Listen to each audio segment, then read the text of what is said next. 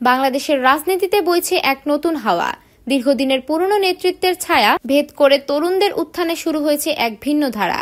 আসন্ন ১৩তম জাতীয় সংসদ নির্বাচন ঘিরে জামায়াতে ইসলামী যেভাবে প্রার্থীর তালিকা প্রকাশ করেছে, তাতে তাদের কৌশলে বড় পরিবর্তনের ইঙ্গিত মিলছে। ঘোষিত শতাধিক প্রার্থীর মধ্যে উল্লেখযোগ্য অংশই তরুণ, যা শুধুই রাজনৈতিক মহলেই নয়, সাধারণ মানুষের মধ্যেও আলোচনার জন্ম দিয়েছে। প্রশ্ন উঠেছে, এরা কি সাহসী পদক্ষেপ নিচ্ছে নাকি অজানার পথ ঝুঁকে নিচ্ছে?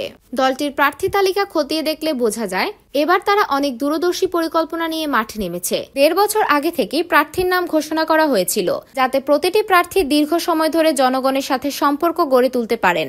সাধারণত নির্বাচনের কয়েক মাস আগে প্রার্থীর নাম ঘোষণা করা হয়, কিন্তু জামায়াত এই প্রচলিত নিয়ম ভেঙে সময়কে কৌশল হিসেবে কাজে লাগিয়েছে। বিশ্লেষকদের মতে এই তরুণদের পরিচিতি বাড়ানো এবং সংগঠনকে মজবুত করার একটি কৌশলগত পদক্ষেপ। ২৫ জন তরুণ প্রার্থীকে ঘিরে দলে তৈরি হয়েছে নতুন উদ্দীপনা।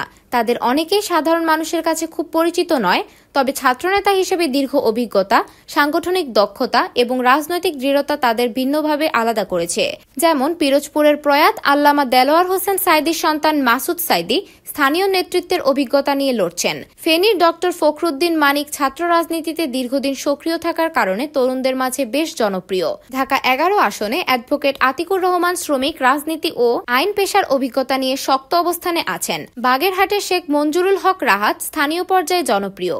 দিনাজপুরে মতিউর রহমান, সিলেটে মোহাম্মদ সেলিম উদ্দিন, রাজশাহীর ব্যারিস্টার মাহবুব সালেহী কিংবা কুমিল্লার ইয়াসিন আরাফাত, সবারই আছে ছাত্র শিবির ও সংগঠনের কেন্দ্রীয় নেতৃত্বের অভিজ্ঞতা।